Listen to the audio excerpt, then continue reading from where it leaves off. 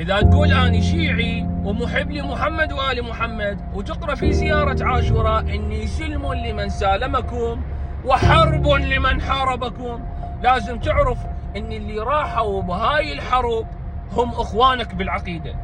أما إذا تقول أنا مسلم ما أهتم للشيعة، لازم تعرف إنه رسول الله يقول من بات ولم يهتم بأمور المسلمين فليس منهم. إذا تقول لا والله أنا ما يهمني الدين لا سنة ولا شيعة، أنا عراقي وطنشي، لازم تعرف اللي راحوا بهاي الحرب هم عراقيين من نفس جنسيتك.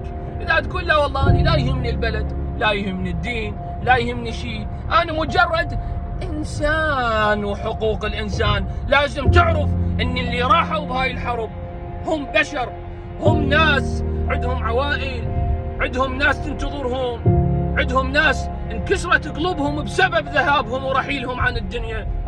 بس الحقيقة أنت لا بشر، لا مسلم لا مؤمن لا عراقي ولا صاحب أي جنسية، أنت عبارة عن حشرة يمشيك صاحب المنظمة الفلانية التابعة للجهة الفلانية وترجعك المنظمة الأخرى، مع الأسف والله.